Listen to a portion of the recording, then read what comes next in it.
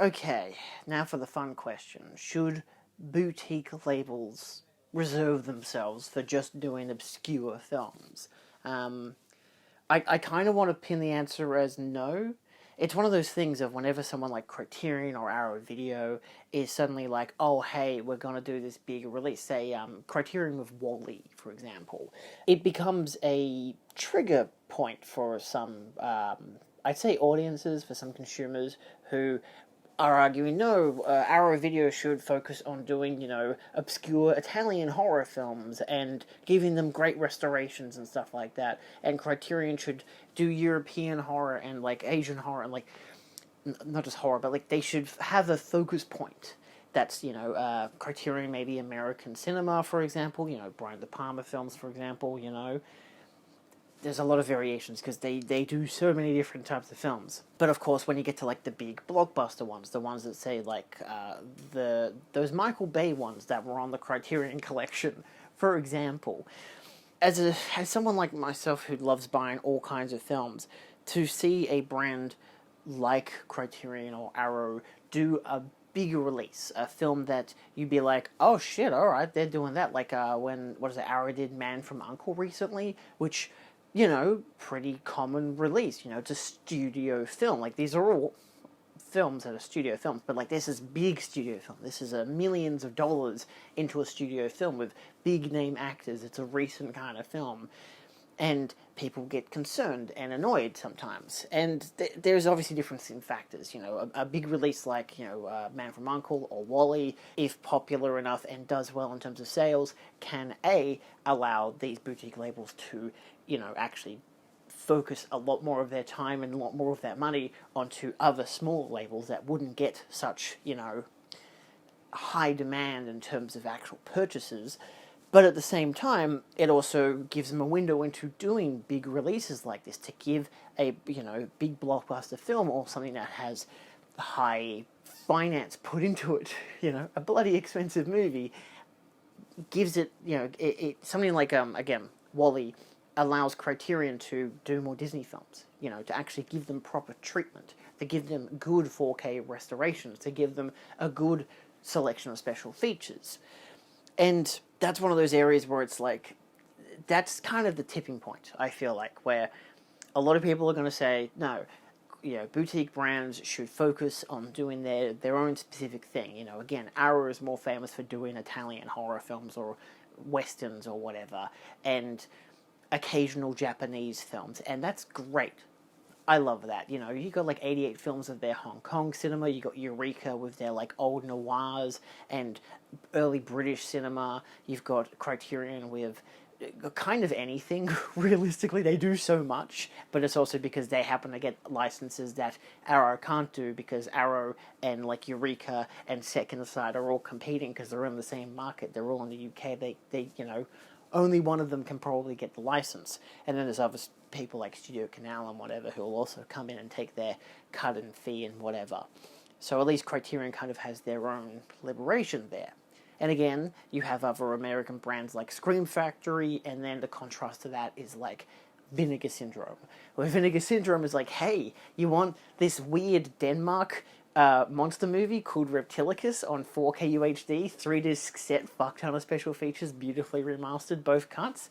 Yeah, sounds fantastic. How about Killer Condom? Also 4K, German. Really weird. But they put in a lot of effort into their releases for stuff that is so insanely obscure, you'd be like, I don't know what this is.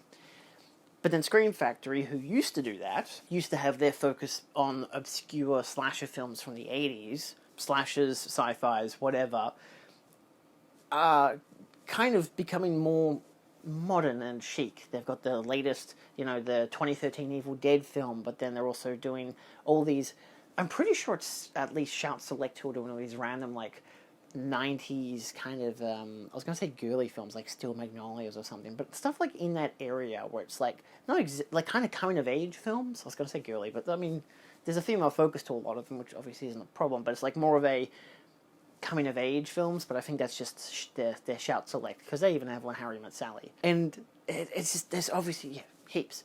heaps of different brands, heaps of different labels doing heaps of different releases. And people want to criticize the more noted ones, like, again, Arrow, Scream Factory, Criterion, for doing releases and films that have already gotten maybe standard releases, or that, are not obscure enough. I think all of this comes down to it doesn't really matter. Because sure, they've put money and time into making Wall-E on 4K, but it opens windows for one avenue. Also, it's probably going to give a huge amount of sales. Imprint has the same thing in Australia, same as Umbrella, where they will have a film or a show that will get this is the big one. This is the one that they put a lot of money and effort into, that they had to spend a lot of money to get, and it does well.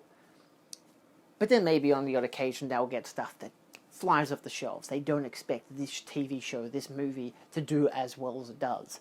And all of this funds their own future projects, whether they be smaller films or like even Imprint. The amount of times Imprint will have like one big release which will sell amazingly, and then they know that that's going to sell amazingly, and that's going to fund all the smaller releases, whether it's actually Imprint or Viavision doing that thing.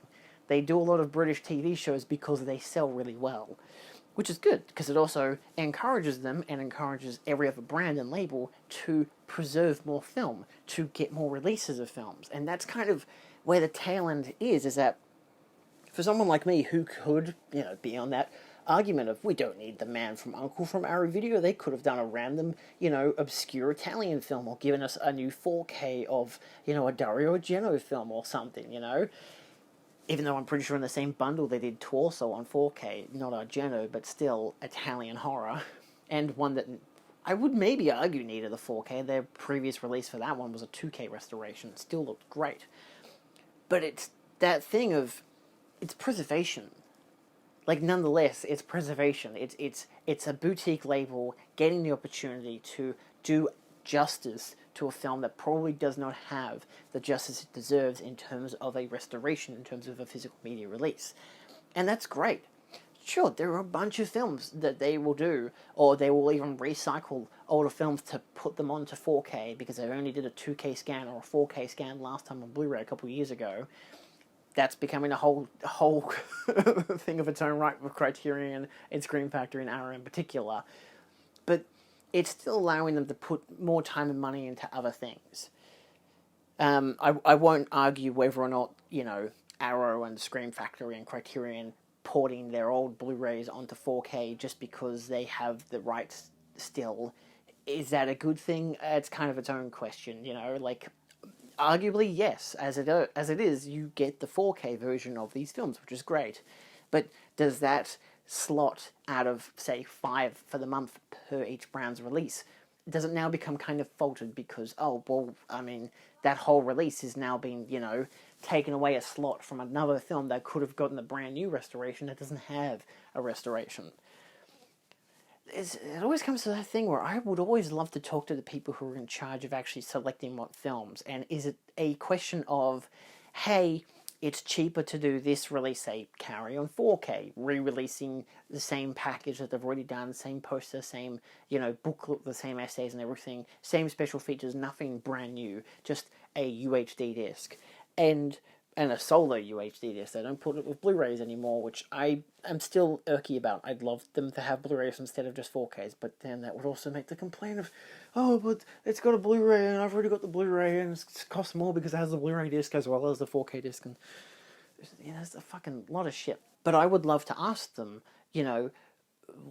what do they value more? Like, what reason do they have to do that? Like, to carry a much-deserved 4K UHD release, is it just because it happens to coincide with the same release from Scream Factory? Or is it because, hey, we don't have any other things ready to be done by this month, but we can restore a previous release and at least give that a, whole new deluxe release? Which, sure, big collectors who have already bought that film a couple of years ago for its previous potentially collector's edition Blu-ray release, the one with the slipcover and the booklet and all that stuff, they will obviously make the complaints of, I already have this, I'll wait for the standard release. Fine, whatever. But, someone like me who hasn't been collecting as long, or only was financially able to collect after that, special edition release went out of print, and then got the standard release, now I can get the special edition release. And that's great. There's so many things. for me, it is just that angle of film preservation. Like, as long as we're still getting these films to a higher quality, that's great. You know, if I don't have The Man from U.N.C.L.E. on Blu-ray, then yeah, I might seek out the 4K. Like, I know my dad likes the film, but he also likes enough that he bought the Blu-ray because we had a standard release in Australia a couple of years ago. So it didn't. I don't know if I need that in a 4K release. Wouldn't hurt. It's a very well detailed film in terms of costume and production design, so sure, and if it comes with a better audio mix, that's also great, you know, and new special features that, you know, are able to do a retrospective on the film in contrast to the show and stuff like that, you know, why not? Is it a bit grayscale because of one of the actors may or may not be a cannibal? Worth considering. After having met the director of content for Imprint, it gave me a huge perspective in understanding how the financial side of it works, understanding how the metrics work, like how we do these releases because they fund these releases, because these releases don't sell as well as those releases. Hence why some of them have limited quantity, but also because, you know, we can get these prints, we can get these with restorations, we can get these and add special features, we can put in the money to give these, like, the transfers and the releases that they deserve, or at least a version that they deserve in general, because sometimes, yeah, they may release a film that has no special features and has maybe not a great restoration, but it's at least a version on Blu-ray that hasn't previously existed anywhere. So, you know, it's not exactly a getting ahead of the game, it's this is all we are allowed to do for this kind of a film. And for me in particular, I find it to be really interesting, because like, I'd love to know if... I wouldn't exactly go with Criterion, but definitely Scream Factory and Arrow Video, because Criterion have only, over the past year and a bit, gotten into doing 4K UHD. So they have a astonishing library to go through to give proper restorations, and that's great. Of course, you contrast that with Scream Factory and Arrow, who basically every single month are re-releasing a film, but now it's on UHD disc, now it's got that brand new restoration, which sometimes I absolutely love that. Sometimes I'm like, I don't need that, you know, like Carry On 4K I got because it was the limited edition release, and it came with a bigger booklet, which I didn't have, and a poster, which was great, and it looks stunning on UHD. I had the previous standard release, even the steelbook. Did I need the 4K UHD? Not particularly, but getting the extra essays because I couldn't get them last time, I'm kind of happy with that, as well as a nice packaging, because that had a previous 4K restoration. That, for me, is I don't think I need a UHD disc personally. Like, Heathers has a new UHD, and I'm like, I don't think I need a UHD. I'm very happy with the 4K release I'd previously gotten. I didn't even watch that until, like, a month ago, and that was the Blu-ray I've had for, like, 4 years. So there's been no reason for me to get the UHD disc, which just happened to come out the same month that I watched the Blu-ray. But if it's a film that had, like, a 2K restoration or an old 1080p, like, for example, I recently ordered Dressed to Kill, the Brian De Palma film from Kino, because they've got a 4K UHD, and I'm like, I don't really need the UHD disc, whatever. Like, I already have the Blu-ray looks great, it's from Arrow, they share a lot of the same special features, but then I looked more into it and realized that Kino had added stuff to it. For one thing, they added more special features, and secondly, theirs was a completely new 4K scan and, you know, UHD disc with Dolby Vision. The Arrow version I had was a 1080p print. It probably wasn't even maybe a 2K at best, but it doesn't stipulate that. So clearly, I did not have the best remaster that there already is. Like, Criterion had that. So, you know, if you're going to compare the pair, do I want the Criterion or the Kino? That's what bracket you're in there. But for me, I already had the Arrow version. That's why I didn't want to get the 4K. But I love the film, and I'm like, actually, I should get the 4K because it's a 4K, you know, and it has more special features. And it could bite me in the ass that, you know, Arrow might come around with their own 4K UHD in a couple of months and be like, hey, here's a deluxe set of Dressed to Kill with all the same special features that Kino already has. It's basically just a carbon copy of Kino's version. And then it becomes that's alright, I only spent like $30. That's better than spending 60 or 70. So, I don't know, sure, why not?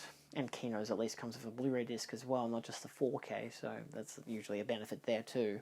But it does definitely come down to a preservation factor. I can definitely understand people who are in the camp of, you know, boutique labels shouldn't do big, you know, budget releases, like shouldn't do multi-million-dollar movies as, boutique releases. They don't necessarily deserve it.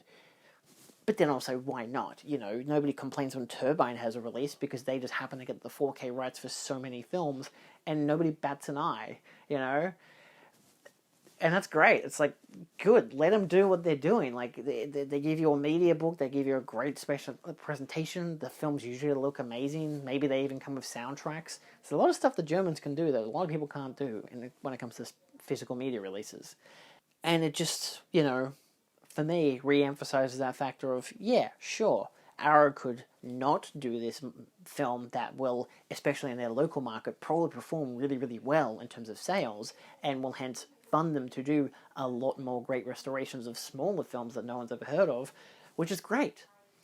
But then maybe this is just how the market has evolved, when big brands like that, who, you could argue, oh, Arrow's gotten bad since they were bought by the Hut Group, or like, I think it was Scream Factory's gotten bad because the guy who worked on it moved to Arrow, or they moved to, what was the other one, Radiance? And then you realize, actually, maybe the bigger labels, sure, Criterion is still doing great individual films by itself, and every once in a while, Scream Factory and Arrow will have amazing new films on 4K or Blu-ray that, no one would have thought of, which is great. Then there are so many small labels, again, like, I wouldn't exactly say Kino, but they're middle ground for me, at least. Like, they're in between something like Scream Factory and something like Radiance, where they'll still do middle-of-the-road films that you'll never expect to get a 4K restoration, Rent-A-Cop with Burt Reynolds. What? But hey, it looks stunning. Even though it's not a UHD, it still looks really good. And then again, you get Radiance and you get all the much smaller labels. I'd even pin kind of Vinegar Syndrome in there, because it's not a small label. They're very well known, but they have such obscure releases that it's almost like dumbfounding that these films actually exist, and then they're getting this boutique 4K restoration, UHD disc, 3-disc set, slide out booklet, all these, a whole bunch of shit, just for a film that is rated like 3 stars on IMDb, But that's kind of the fun of it, You kind of find your brand. I know a lot of people, especially Joel from Dead on DVD, loves Radiance. That they're doing so many special releases of films that you have never heard of, and they look and sound amazing, and they're amazingly packaged, so unique, and I would love to get more into their films, their releases. I've already got a handful, and the ones I have watched have been stellar, but the thing for me is that I don't find much interest in most of the films that they're releasing because I've never heard of them. But maybe that's also kind of the joy when it comes to boutique releases, is that, sure, you might have bigger brands like Arrow and Criterion releasing films you've heard of that are getting the 17th release because they just can. Like, how many times do you need to release the Ring films on Blu-ray? Holy mother of shit. But at the same time, I mean, they're getting the treatment that they deserve, and, sure, why not? For a film preservation point of view, it's still great nonetheless. Like, no matter what, they're still getting great releases. Do they always need them? Probably not. But we're getting them, and sure. It's very much a seesaw of a thing. Like, the benefit, film preservation. The con, literally any other film could have been released except for this. Like, who needs the third Ring film on 4K? I don't know, but Scream Factory decided to do it. Good for them. So, yeah. I don't know, it's one of those things where I'm still okay with, a brand like Criterion and Scream Factory and Arrow doing these, more well-known films, or giving restorations to films that you or I might not give a shit about. We might be like, I've already got that on Blu-ray, I don't need the 4K UHD, whatever. But in retrospective, we can always put our money into, lo and behold, literally anything else, Again, the amount of times I see on the Facebook posts from Arrow or whatever, where then got new lineup, and then there's always that one guy who's like, well, I don't need to spend any money this month. It's like, you could just spend the money on literally anything else. Also, we don't care. We don't need to know that you're not going to spend money because you don't like The Exorcist 2. Good for you, buddy. But, some people, like myself, are happy that it's getting a release, and a good one for that matter. So, yeah, whether the films are bad or not, at least they're getting some kind of treatment. And that's like almost Vinegar Syndrome's motto. I feel like it would be. I don't know what their motto is, if they have one at all. But anyway, let me know your thoughts down below as to whether you think boutique Blu-rays should release well-known, higher quality, higher budget films, or if they should just reserve all their time to doing lower budget stuff that no one's heard of, stuff that probably won't sell, you know. But even if it does, yay, you know, like you might be happy that they're doing the 150th spaghetti western that you've never heard of, but then also be like, well, I'm not going to buy it, but hey, at least it's not Man from U.N.C.L.E. 2, you know. Just wait till they start doing Shrek films on 4K from Criterion. That'll be the day. Anyway, bye.